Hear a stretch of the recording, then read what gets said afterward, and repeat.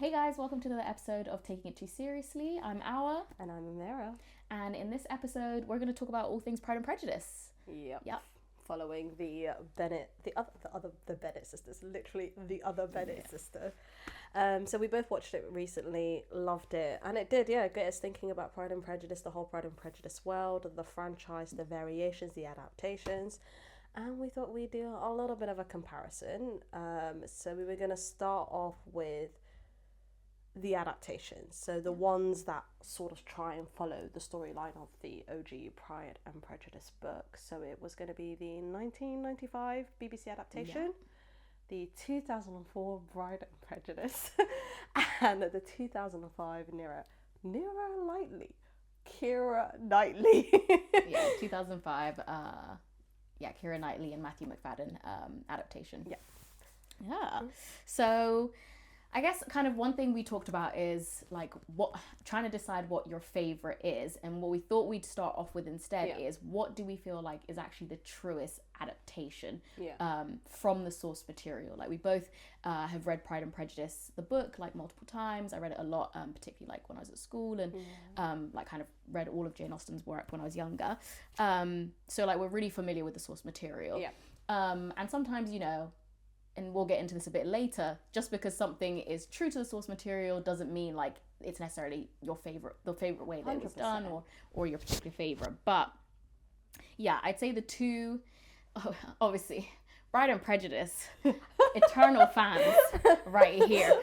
But if we're being serious, the two the two that follow the story as it is really and truly the 1995 miniseries and it's the 2005 film. The 2004 Pride and Prejudice is more of a variation, but I chose to pick it as an adaptation because it follows the storyline. Do you know what I mean? And it's excellent. A different world. But we can get to that later. It follows the storyline. But yeah, so what? Because you have watched the 1995 version. Like multiple times. I've only recently just like watched it. I'd seen clips of it before. They used to say when a girl is depressed, she's depressed because she's watching Pride and Prejudice, but she's watching the 1995 series. She's depressed. It wasn't because of depression. I just genuinely really enjoy period dramas, and I really love like when it's a TV show as opposed to a film. I don't think you can get everything in a film. I love that they take the time, you do the TV show, and I'm not gonna lie, I feel like the BBC tend to do the best adaptations. So they've done amazing adaptations of Jane Austen's works before. I think for me, I have watched the 2005 film. I can't even count the number of times. I love that. I haven't rewatched it in a little while, but there was a point, I'm telling you, I think I was watching it like once a week. There was it was my go-to. It was my movie. It was 100%. I rinsed it out. I now can no longer. I have to take a bit of a big break from it. But like the 1995, I've always heard people raving about it. Like people really do tout it as the best. Was it your first watch when you watched it for this? So I think I'd started the show before. But I don't think I got past because when I was watching it now, I was like, oh, I've defo seen like a lot of this. I just don't think I got up to like beyond episode 2 maybe or 3. Which like I was excited to watch it because I'm a big Colin Firth fan, and we'll get onto him. But that's a king right there. And so I was excited to watch it, but yeah, like you've watched it a lot. And kind of, did you want to talk about like the first time you watched it? I think, I can't remember the first time I watched it. I think I definitely watched the 2005 film before I watched Pride and Prejudice before I ever sat down and I think watched. Pride and Prejudice is the first adaptation I ever watched. No, I definitely think I've watched Pride and Prejudice first, and then I watched Pride and Prejudice. But the 1995 adaptation, I think I watched later on. And it was one of those times when you just look for decent stuff on BBC iPlayer, and it was one of the things that came up. It's very old. Yeah. And like the quality is so bad. It's like, actually so bad. What kind of camera were they shooting on? It's not just the camera, it's also the size of the TV. Because like, I watch a lot of 90s shows, and like sometimes I'm rewatching things, and now with the quality of TVs and the size of TVs, it's getting worse and worse. Yeah. But ultimately, I watched it then.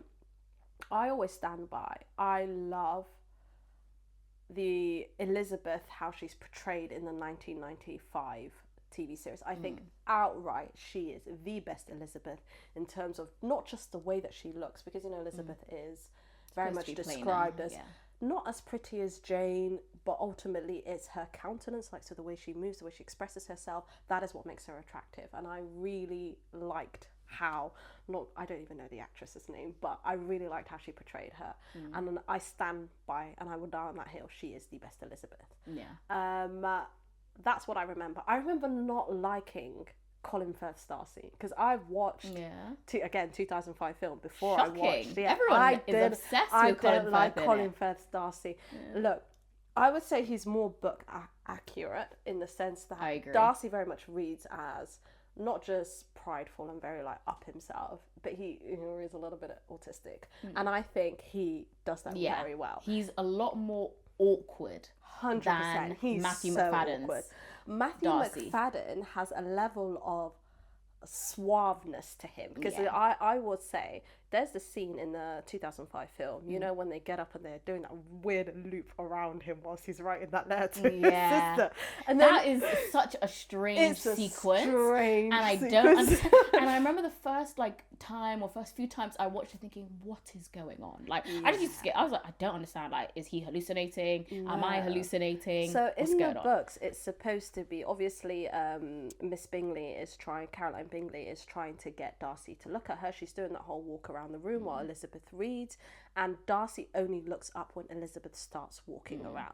So in the 2005 film, I know they do that scene, and then he's like, oh, there's only two reasons you'll be walking around, because either you are in each other's confidence, and in that way I'll be in the way, or you are trying to, what did he say? Or your figures to look show the best, off your figures, basically, and I can admire them from here.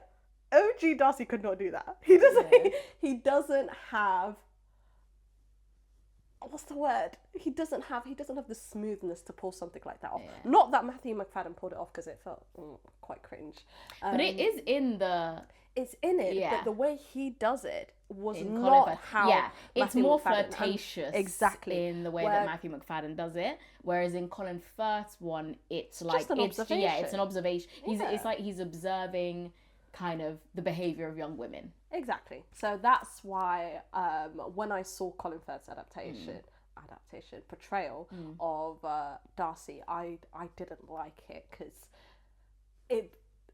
it kind of took away the romance, and I don't mean that in a mean way, but it's what I stand by. Even though there is that particular scene that they left out of in the film, you know, when he's in the lakes of wherever his house is, Pemberley, and then he gets out of the water. I think they chose not to do it because Colin Firth's one was so iconic. I actually think, and they wanted to because give it just wasn't enough time. Because the Pride and Prejudice movie is long, and it's long for that era. But honestly, I need a director's cut version, because I would watch it longer. Do you think so? 100%. But then obviously have you ever watched the two different ending versions? Yeah, I have watched. Yeah, and I was upset that we didn't, because it's the American ending.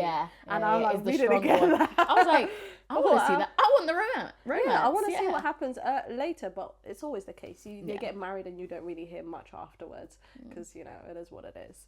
But that's what I thought about it. What did you think? So I had a similar thoughts. I agree.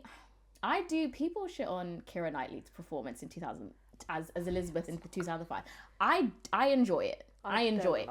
But I do absolutely agree that the 1995 TV version is more accurate. And captures Elizabeth's essence better. I wouldn't have said that Keira's version of Elizabeth was particularly charming. No, she wasn't. I also Keira Knightley is a beautiful woman. There's no getting away. Although Rosamund Pike plays Jane and Rosamund Pike is fantastic as Jane. I love, because I remember the 1995 version, and because Jane is supposed to be this beauty, and this is in no way to there's no insult to the actress or anything, but it got me thinking. In the 1995 version, for me, Elizabeth is the better looking sister, where in the 2005 film. Jane they're a bit is more. Yeah, Jane is more, So in that way, it's a bit more in line with the story. I agree. But yeah, so I'd say I agree. Elizabeth's 1995 version is more accurate, and I do think, even though I personally, I don't know that I can say I do prefer Matthew McFadden. When I was watching, I would have bet my life on no one could top Matthew McFadden's Darcy for me. But I don't know if I'm just unable to separate it from the fact that it's Colin Firth.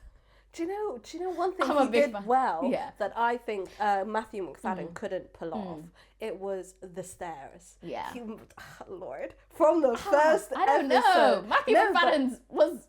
Matthew McFadden's were glances. Yeah. This man, he looked her in the eye, she looked at him, and he refused to turn away. Yeah. He was he does give autistic. Yeah, he did, I know. But it's one of the things I liked that I actually think I would have liked to have seen more in the film version, was that I was really charmed by the fact that Colin Firth's Darcy was awkward, was slightly socially inept, because that is part of Darcy's characterization. Yes. And it's what he talks about, when he says that, I don't find it easy to talk to people I don't know. You can see shyness, you can see awkwardness. Whereas in Matthew McFadden's portrayal, I don't believe that. I believe it's about his arrogance 100%. And that he doesn't want to lower, and that's the thing that I think is the key difference between the two portrayals. Is I just there's hints of arrogance in Colin Firth's, but I think actually the overwhelming characterization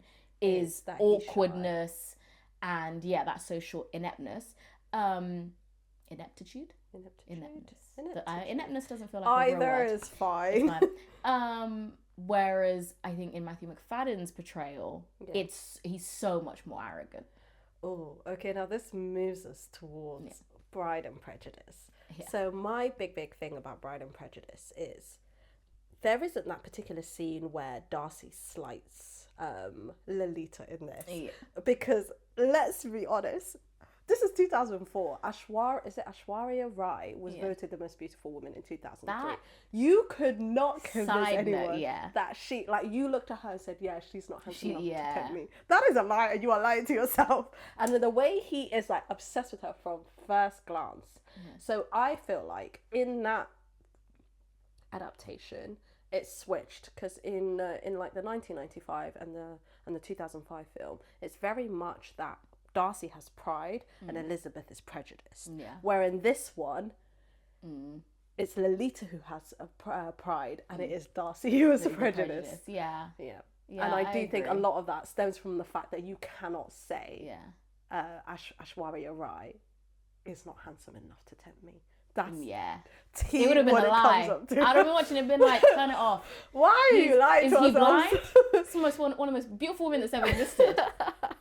So that's what I feel about the Pride and Prejudice version, which is why I feel like it sort of veers away from what is supposed to be Pride and Prejudice. But I low-key like it because I think Darcy a little bit yearns more in Pride and Prejudice. You know what though? I remember. If I've watched the 2005 Pride and Prejudice a million times, we couldn't possibly count how many times I watched Pride and Prejudice. But I remember the last time I watched it, I always love it. I mean, half the reason I love it is the music. The soundtrack is fantastic.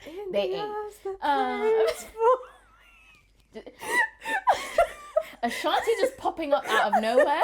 I remember the first few times that I watched it, I'd never clocked to me that it was Ashanti. And then I got a bit older, was listening to R&B music. And I rewatched the film and I said, that's Ashanti? Is that Nelly's Ashanti? Yeah. Is that foolish Ashanti? Yeah, 100%. Yeah. I want to know how they reached out to her. Do you know what? If someone came up to me and said, hey, do you want to go to India and form a Bollywood version of Pride and Prejudice? I'll be like, yeah. Tell me where Why I need to not? stand. Yeah, What should why I do? not? What should I do? It's like when Beyonce performed at like that rich Indian billionaire's wedding, I think. Yeah. I was like, why not? Why not? Why She not? must have got paid a pretty penny, but I mean, the song slap. But what was I saying? Yeah, like Pride and Prejudice. Yeah. I love it. It's not the romance, not good. Do you not think Not good. The last time I rewatched it, I was like, I'm watching this for everything other than the romance. I'm watching this one. I don't know. I just suddenly, I love that film, and I've always enjoyed it, and I always was charmed by Lita, Darcy, like everyone, all the family, even Wickham. Shout out to Elijah Michelson. Oh yeah. OG, I can't remember what his Daniel something, but that's a Michelson to me forever, forever and always. Yeah. But what was I saying? Yeah, like I've always been like charmed by everyone, but I don't know. The last time I rewatched it, I was what is lacking in the romance? This is it because they don't kiss? Because no, I know that's no, it's not that. I just was romance. like, this guy isn't romantic, and maybe it is. So? Maybe it's the fact that they switched it. That she's the proud one, he's the prejudiced one. But I was just like, he is quite prejudiced. I was like, this is not. Yeah. If someone was moving to me like this, sorry, absolutely not. Absolutely. Also, there was just so many slights about India, and I was just like, 100%. I don't know that I could date someone who thought so lowly of my people and my culture and my country. You know? Yeah. I don't know. Screwing a light bulb in one hand and petting a the dog with the other. Yeah.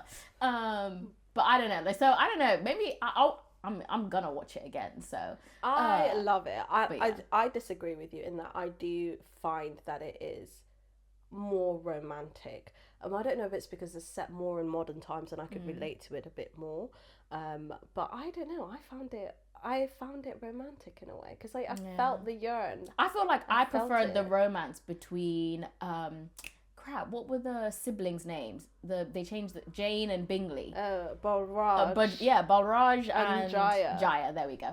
I love their romance. Like Jane and Bingley, I never care for in any of the adaptations that much because like in the 2005, I love Rosamund Pike's Jane. Yeah. Bingley didn't care all that much for him. Like he was okay. And then the other way round in the 1995, like I didn't love the actress playing Jane, but I was charmed by the actor playing Bingley. So like I just always felt like one of their portrayals was off. But in Pride and Prejudice, both of them ate down. Yeah, because I think the difference is she showed she was interested in him from the very beginning. Yeah.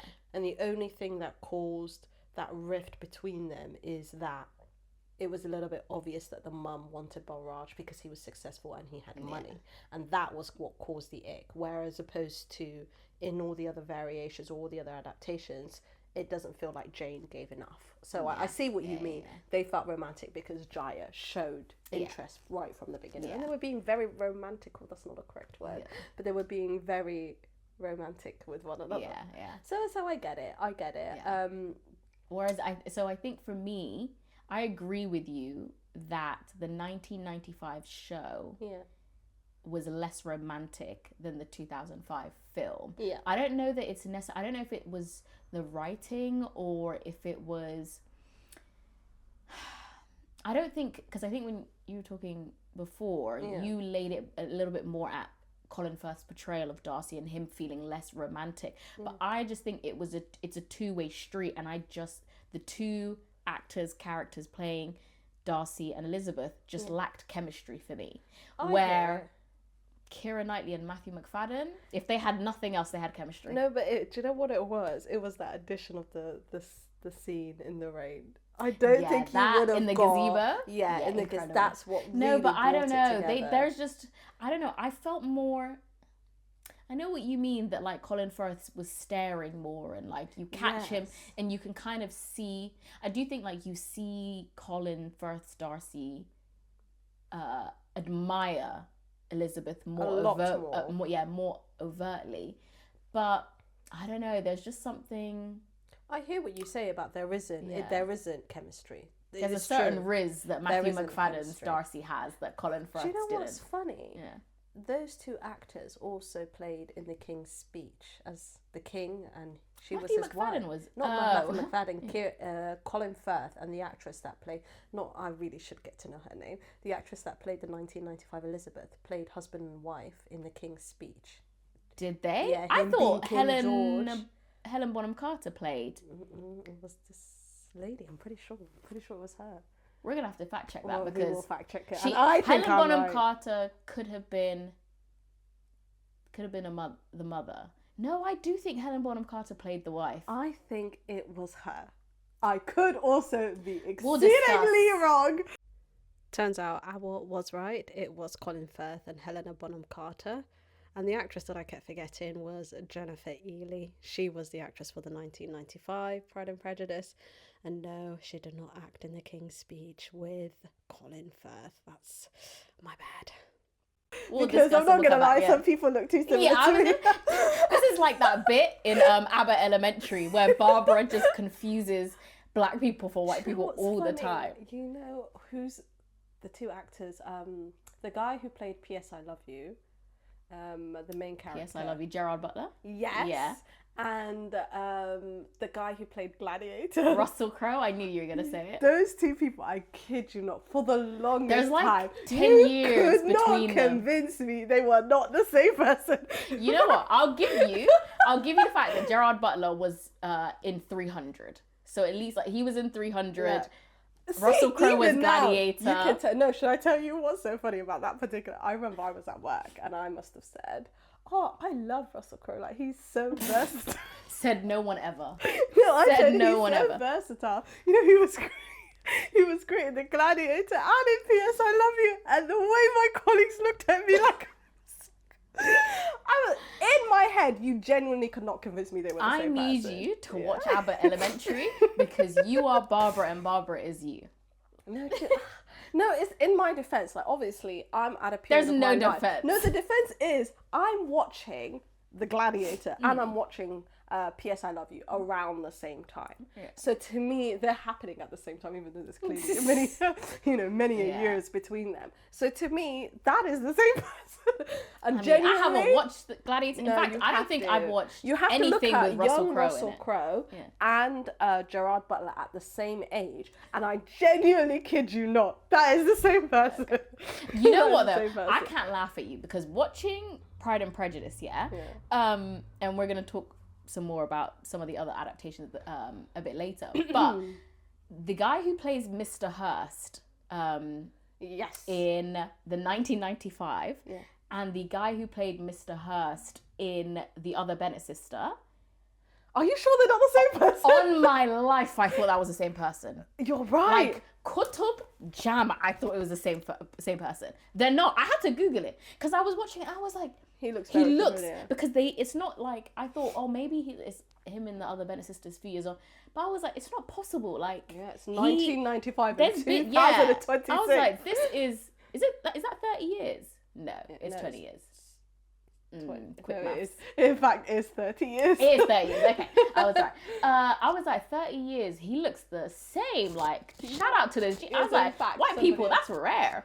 But it is in fact two different men. Yeah. See, Two that's entirely worse. different men. That's worse because you know That's not worse. It is worse No, because because you know Russell- this is many years between them. I tell you my reason why I think they were the same person because I was watching it at the same time. But anyway, we completely digressed from what we were talking about. Yeah. And what were we talking about? We were talking about. We've been talking about so Pride and Prejudice. What I wanted to say on Pride and Prejudice is it's my favorite version of Mr. and Mrs. Bennet. Mr. and you're right because they're less mean to each other. Yeah, like.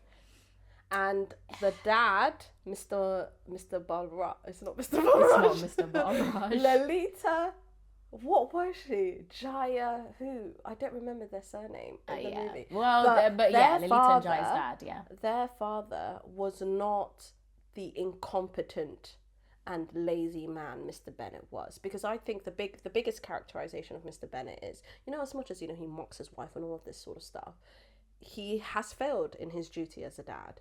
He hasn't provided enough to give his daughters a dowry in a day and age where the dowry depends on whether or not they can get married. They're in a sector of society in which really and truly their only choice is marriage or destitution, or poverty, in the sense that they rely on the male members of their family. He did not follow through. And he didn't, in a way, care because he knew it would all fall apart after he died. So he was an incompetent father. And yes, he can love his kids and all of this sort of stuff. You know, who gave them education. No, it's true, because a lot of young women wouldn't have been allowed the education that Elizabeth had. Yeah. So in a way, he was good in that way. No, I was more laughing at the, you know, he can love his kids, but... No, but it's true. No, but you it's can true. love Yeah, your kids, but you didn't follow through with the responsibility that you had to them. And he really mocked his wife as in, "Oh my God, all you care about is them getting married. You're them getting." Of course, she's worried about that. Yeah. Whereas in Bride and Prejudice, the dad is just, you know, running his farm, trying his best for his daughters. But they're not in a point of where they need to truly worry about everything going away if their dad dies. Yeah. I wonder if it was a creative choice to, like, make their... Because obviously, like, he's still, like, Lolita and Jaya's mum, like, still is annoying in Bride and Prejudice. But the relationship between her and the dad is better. I like the bit where she goes... First comes marriage, then love grows. So it kind of shows that they did love each other in a way. Yeah. And there is an element But of I respect. wonder if they, like, did that and softened that relationship because, like, Bride and Prejudice is set in modern times. Yeah, so those pressures of, like, you know, the girls can't inherit and it's taken off a little bit. It's 100% taken off. But I think that's why they also chose to put it in a desi setting in which that marriage is very important. Culturally, marriage is very important. But yeah, no, I love that version. I will say the only other version of Mr. Bennet that I do like is the 2005 is Donald Sutherland's version of Mr. Bennet, because it's a similar thing where he's not like the kind of bumbling buffoon that I feel like the 1995 version kind of was. Or like, I don't know, the 1995 version felt a bit slapstick to me. With multiple characters, to be fair, but with the dad especially. But in the 2005 film, like, he does feel more like fleshed out, more of a fatherly figure. And I don't know, like, I really loved his on-screen dynamic with Keira Knightley, and I felt like they had like a really great relationship, and that's something that I feel like was something that comes through in the books as well. I think, look, ultimately the first question we asked ourselves is what is true to the source material. And Pride and Prejudice was supposed to be satire, so yes, you didn't like that slapsticky sort of comedic effect that Pride and Prejudice 1995 had, but it was true to the source material. And in a way, I stand by Pride and Prejudice is also true to the source material because it's comedy. It's satire, it's comedy, where I felt like Pride and Prejudice, the book, isn't necessarily a romance. Yes, there's romance in the story, but the main overarching, underlying, whatever, takeaway is that it's about marriage, it's about how society pressures women, it's about how you navigate it, you know? And in that way,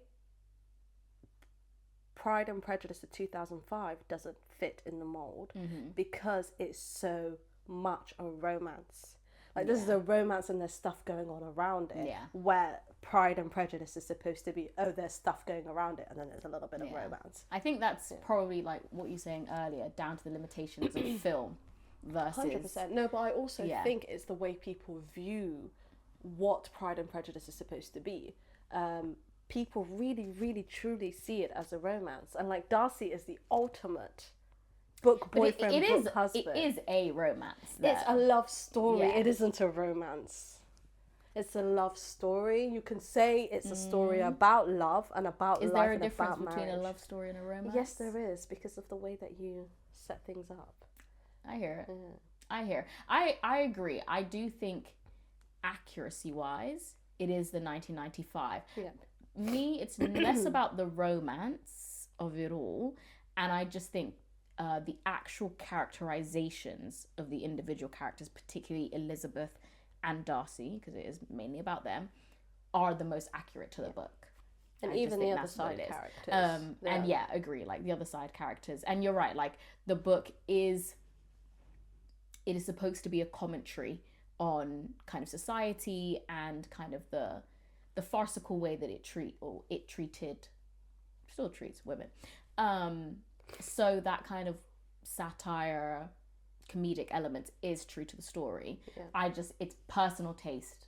I don't love it. If we're asking about personal taste, I will die on the hill that Pride and Prejudice is the best adaptation. Fair. I will die on that hill. And only because of this is the way of how I choose to see Pride and Prejudice, and that, yes, to me, to a certain extent, it's a romance, but it's also a bit of fun, and like there's the seriousness of life, and you see little snippets here and there that I really enjoy. So for me, if you're talking about enjoyment, if you're talking about what I loved, Pride and Prejudice stands out more. I could fall asleep watching Pride and Prejudice. I could never fall asleep watching Pride and Prejudice.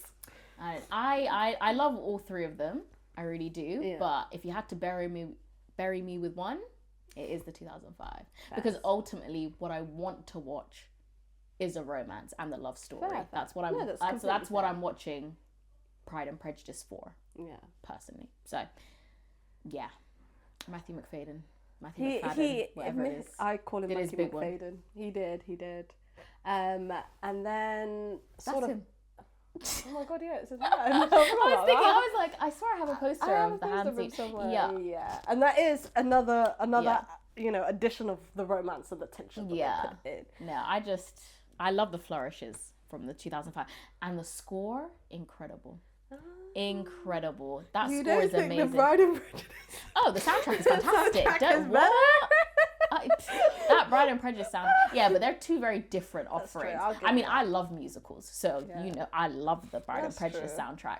A lot of people don't like Pride and Prejudice, and a lot of people need to grow up. Pride and Prejudice. That's what they need to do. Like, they don't see it as a serious contender, and I'm just like, that's crazy. Because that's the best thing that ever came out. To like Bride and Prejudice, you need to have a personality. That's what you come in for people. Sort of following in that vein, so we went from adaptations, now kind of looking at variations, because obviously a lot of things have spanned out from Pride and Prejudice. Spin-offs, a lot of spin-offs, a lot of different redos. Versions. Bridget Jones is a big one. The Other Bennet Sister itself, the one that we started this Showdown podcast on, is a variation of, or a continuation of, Pride and Prejudice. And the one that I made you watch, and she did in fact not love, it was normally Lost in Austin. Your recommendations, like we've got quite we've got a lot of overlap. We're not 100% same taste, but we've got a lot of overlap in our taste. So I was like, and this isn't the first time you recommended Lost in Austin to me. I remember you recommending it years ago. And I went in thinking I could trust you. Clearly I can. Terrible. Lost in Austin started out, I think, as like a random when you're at home and you're watching, it was literally on what ITV. Was it on ITV? It came out on, and then I watched, it was like the first or the second episode, so it was out of sync. It was probably the second or the third episode. I was like, oh my god, what is this? So I went and I looked for the full thing. I love that shit down. Excuse my language. I love it down.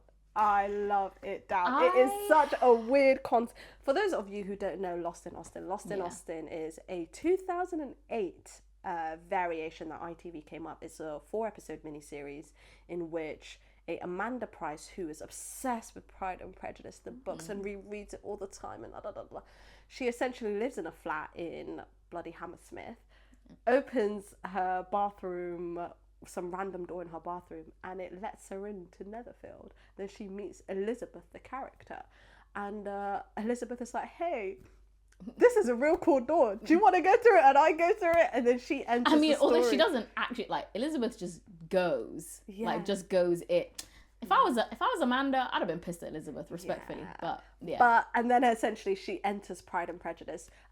And then she messes everything up. Yeah, because she's trying to get the story to go along, She knows what the story is, and but things keep going wrong because she's now in it. Yeah, and Elizabeth is not there.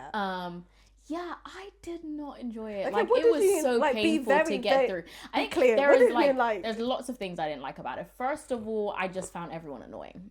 When you say you found them annoying, Like, every single character. I was like, all of you what are you are talking about? irritating. Like, The she's like, situation? Amanda herself is really annoying. I'm like, you are making all. I'm just thinking, yeah, like, if you got dumped into a fictional story, you know, there's a way to behave. She wasn't even trying to like fit in.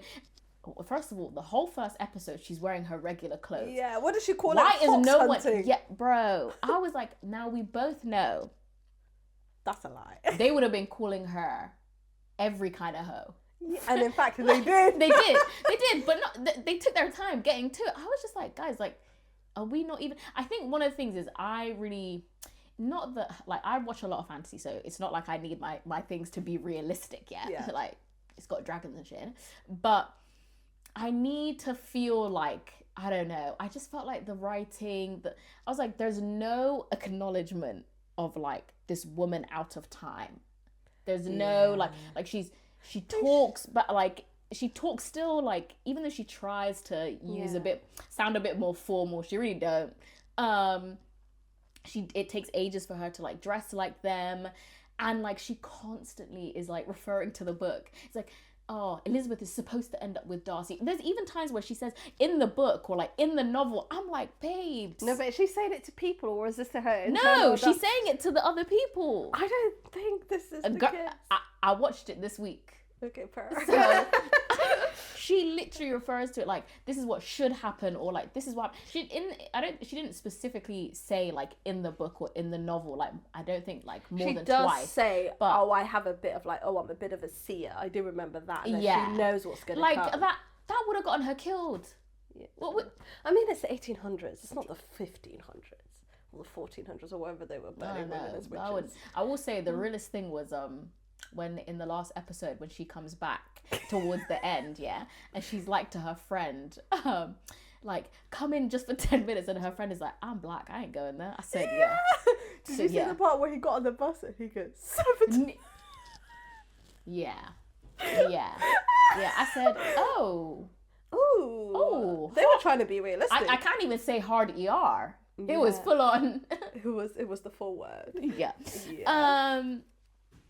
It was a little bit awkward. Yeah, but I just didn't. And I think fundamentally the reason I couldn't enjoy it was I didn't feel romance between this Darcy and this Amanda Price. Yeah. I could agree with you there. Yeah. I think the reason I kind of loved it, because it was a case of like, if you did fall into your favourite book and it just so happened to be Pride and Prejudice, then really and truly this is how it would play out if you were just caught in that situation.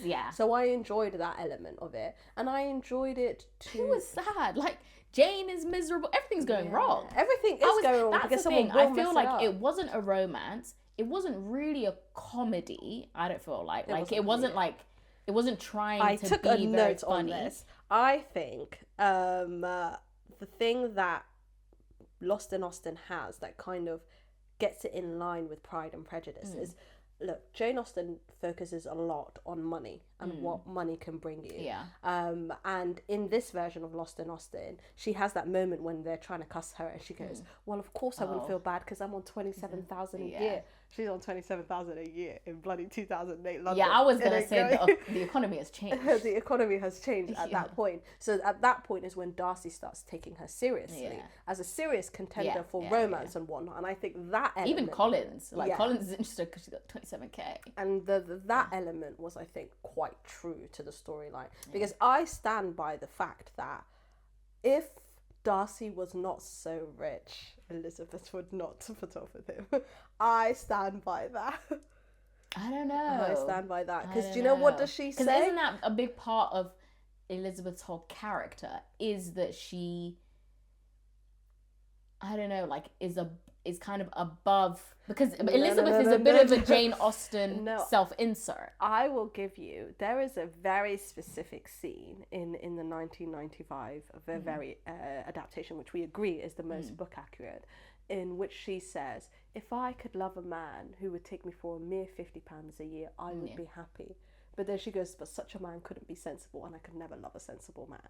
at the end of the day, Yeah. money matters. Oh, and 100%. she recognizes I don't think that money she- matters. yeah.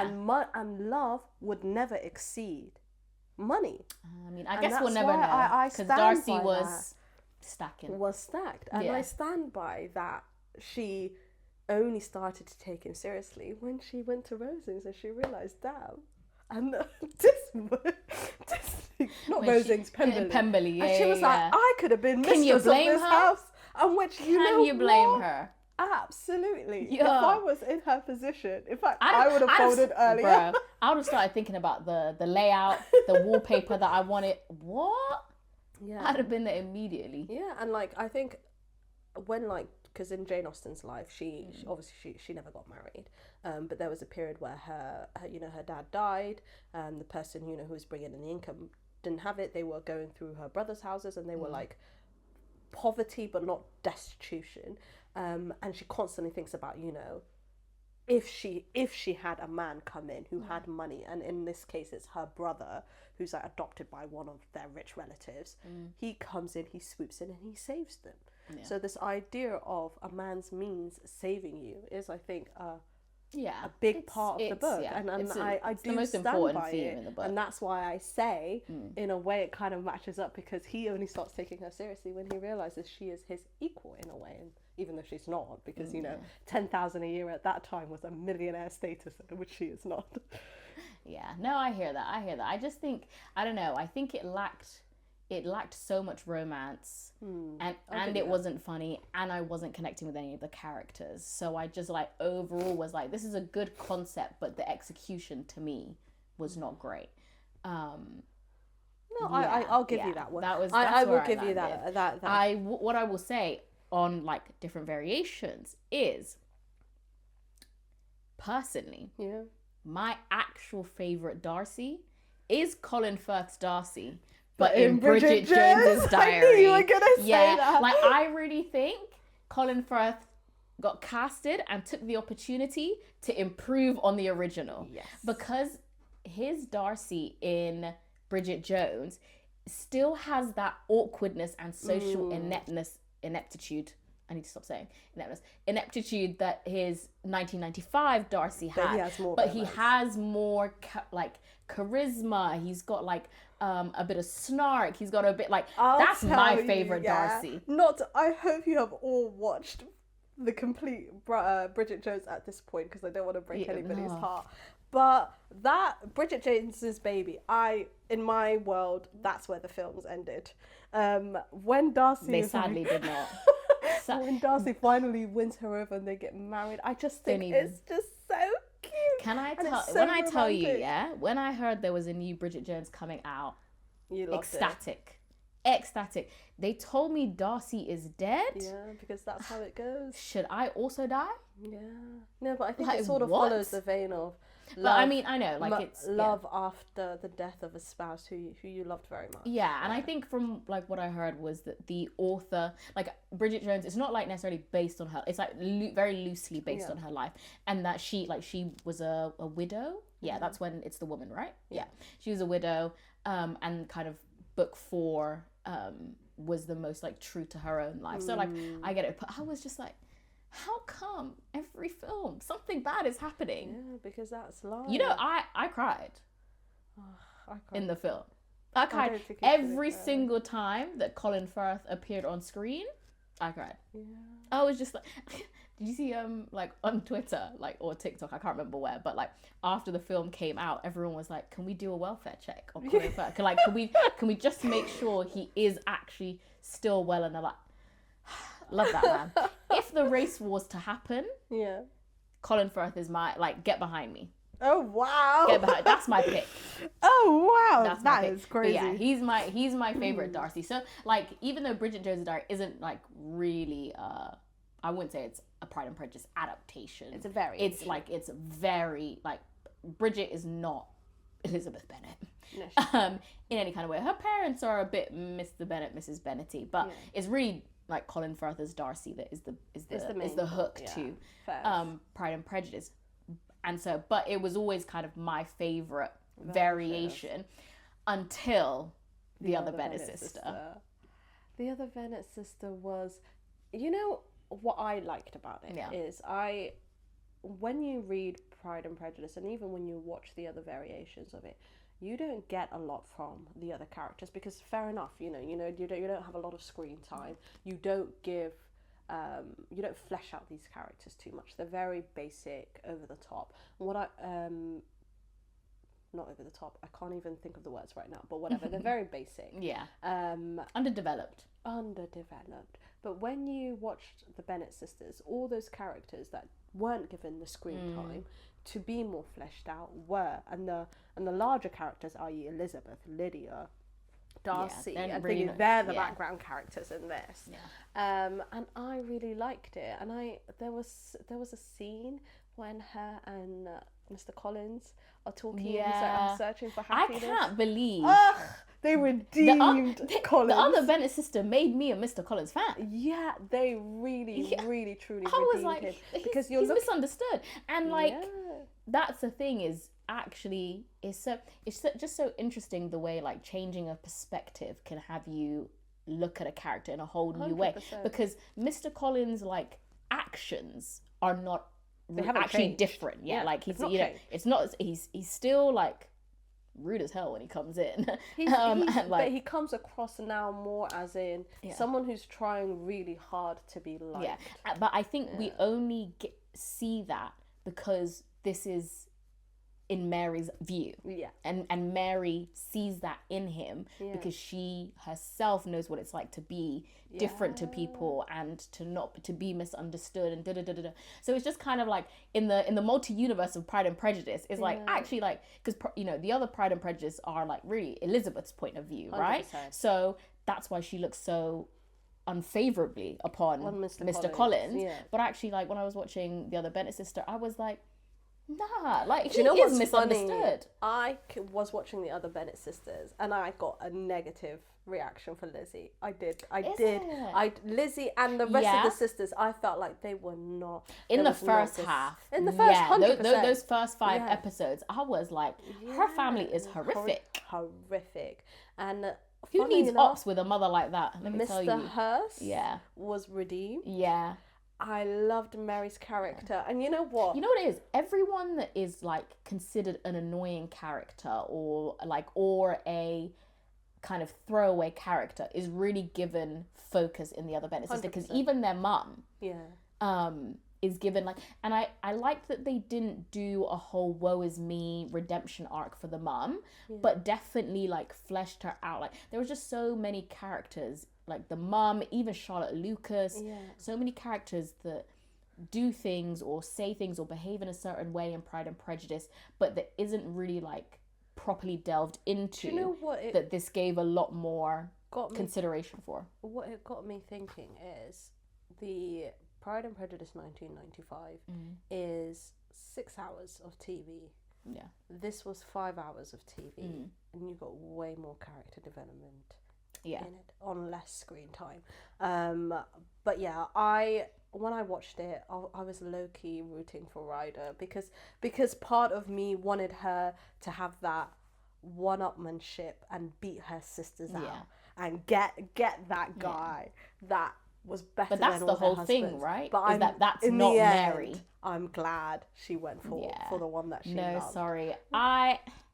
If Mr. Hayward has no fans, I'm dead. I saw it from the beginning. I don't know. I love like a more nerdy kind of love interest, and but what I really love about the Other Bennet Sister is that they don't villainize Mr. Ryder. Like 100%. It was so easy to fall into, and that was my worry. Like because I watched it in 2 halves, right? The first 5 and the second 5 was that in the second 5 he would do something or say something that would be like wildly offensive. I mean, don't get me wrong. He did basically ask her to be a mistress, which.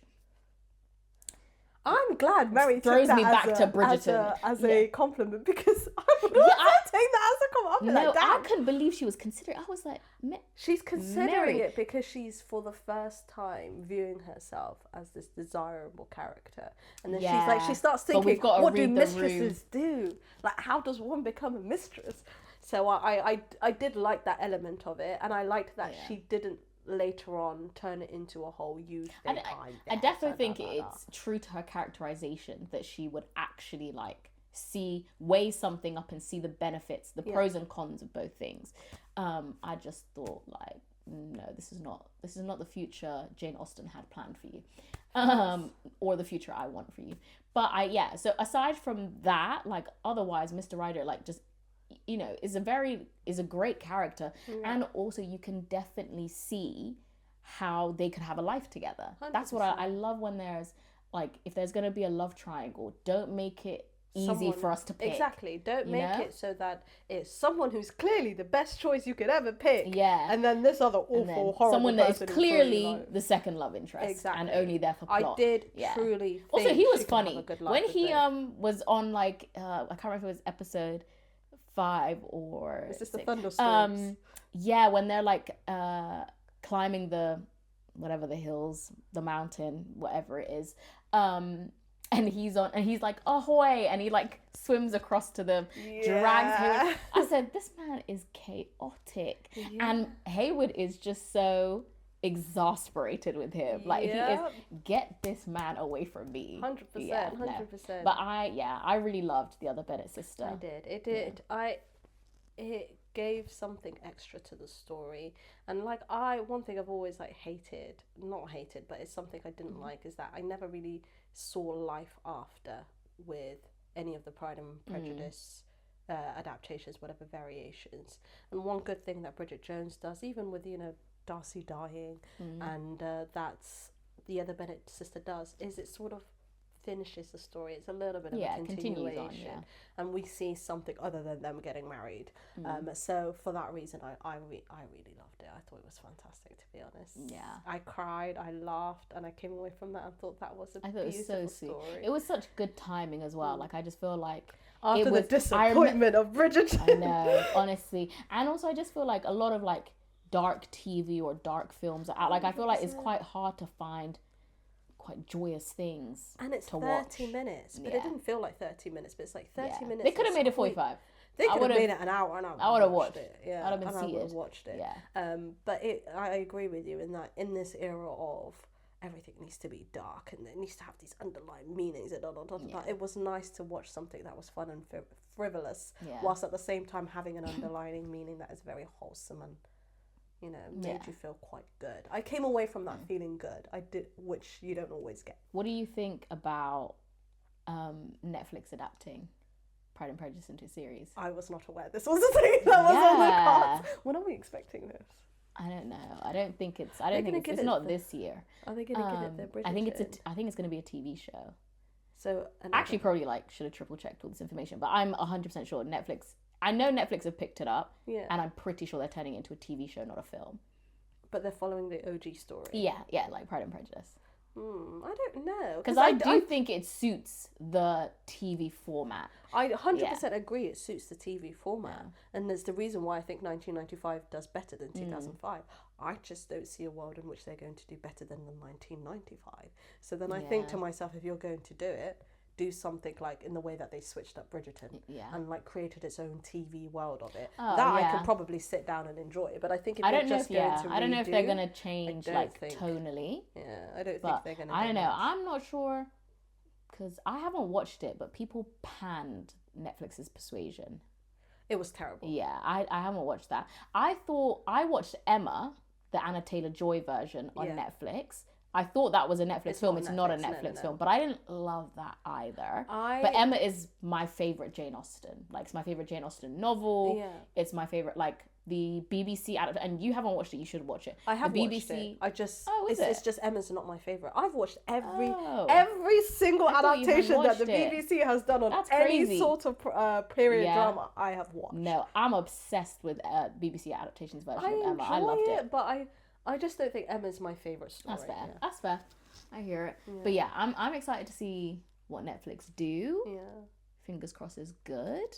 Do you know what I saw randomly was someone on TikTok who was like, "Oh, I'd love to see a K-drama version of Pride and Prejudice." And you know what? Yeah, I would. In fact, I'm surprised it doesn't exist already. I'm surprised it doesn't exist. It probably does. No, it doesn't. Are you sure? Believe me, I watch a lot of that ish.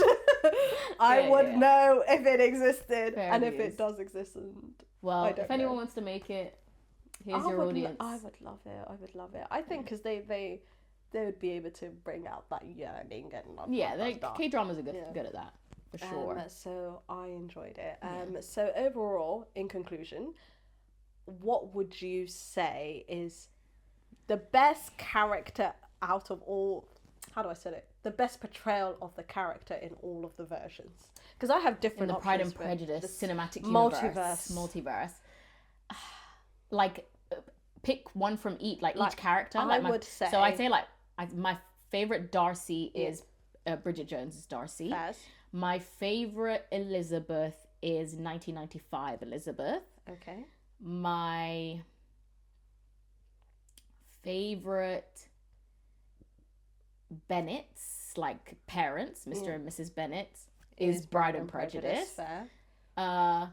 My favorite Jane and Bingley is Jaya and Balraj in Pride and Prejudice. Yeah. This sounds like I don't love the 2005 because I haven't picked the 2005 for anything. Exactly. And what does that tell you? No. If Bridget Jones did not exist, Matthew McFadden's Darcy it does trump 1995 Darcy for me. Yes. But if we're talking Pride and Prejudice, the multiverse, and all its spin-offs, Colin Firth's Mr. Darcy in Bridget Jones is my favorite. It's your favorite.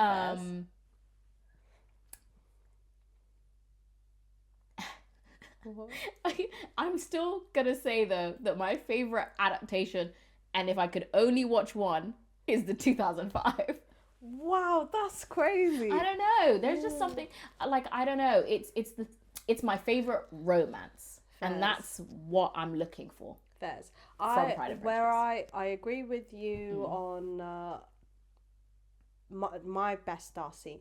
It's the 2005 Matthew McFadden, and it's because to me it is slightly more romantic. I actually have a more favorite Darcy, but it's in book format and no one's read it, so it's fine. That is my favorite portrayal of Darcy. But out of the options, Matthew McFadden is my favorite Darcy. 1995 is my favorite Elizabeth. My favorite Jane is Lost in Austen, because I think Jane's Lost in Austen was she was the best character. She was given more of a story. Even in the other Bennet Sister, she wasn't given much of a story, but she was given more of a story. It showed the sacrifices she made for her family, and I did really love her and Bingley's romance. And I felt, because I always feel like in the Pride and Prejudice multiverse, Jane and Bingley just love each other because they're both loving people, and it isn't necessarily they're both pretty love. People that easygoing, well-mannered, likable, likable, who just fell in love. Where I felt like in that Lost in Austen version, they really were deeply in love and were willing to do anything to be together, and that's why to me they are my favorite portrayal of Bingley and Jane. Obviously we love Mary Bennet as in the Other Bennet Sister, and then my favorite parents, I would agree with you, it's Pride and Prejudice. But my overall, if I only had one to watch, and we're talking about the entire multiverse, because you've watched other ones as well, you've watched Pride and Prejudice and Zombies. I've watched Pride and Prejudice, and I do love that. And do you know, in that I haven't one, watched it. Has that got Matt Smith in it? No, it doesn't. It has Lily James in it, but I think they've got great chemistry in that one. Elizabeth and Darcy's chemistry is tea in that one. Oh my god. Are we talking about books as well? No. Okay, no, in the cinematic, I guess, multiverse, and I only had one it would have to be Pride and Prejudice, I think. I don't think anything tops that. And that's what it comes down to. The songs are amazing. If you haven't watched Pride and Prejudice, genuinely, you've got to watch it. Go watch it now. I don't know what it's available on. It's not available on anything, unfortunately. Yeah, you might have to sell the seas. You have to pay for it. Yeah. Or, up to pay you. for it. Pay for it. Or sell the seas. But if you haven't watched it, it's amazing. At the very least, listen to the soundtrack. Incredible. Yeah. But that does make me think they should do a Pride and Prejudice musical. Do you think so? I would watch that. I think Pride and Prejudice only works. Has it ever been on Broadway? I don't think so. Not or just theatre, West End, whatever. No, I don't think so. I don't think so. I would pay to see that. If it's as in Pride and Prejudice, it's been on Broadway. I'm pretty sure Pride and Prejudice. I don't know. I've never seen the show. I can imagine it being screenplayed. We can go find out. But I think Pride and Prejudice as a musical only works because it's set in a Bollywood setting. I don't think I would agree Pride and Prejudice being a musical. Excuse me. But yeah, for me, Pride and Prejudice tops everything. I love a musical. Yeah. So I slap a song into anything. I'll watch it. Yeah. Sure. Well, let us know what you guys think, what your favourite version or like adaptation, whatever, of Pride and Prejudice is. Do you agree with me? Or do you agree with Amira? Or do you have other options? And also, like, genuinely watch these other variations, because I feel like people forget there's so many variations of the things that you love. Yeah. Like, sometimes people are like, oh, I watched this show and I can never get that high again. Believe me, there is another version of it out there somewhere. So if you like a Cinderella type of story, but so many Cinderella adaptations you can watch. Yeah. But yeah, that's us for today. And we'll see you next time. Yeah. Catch you later. Bye.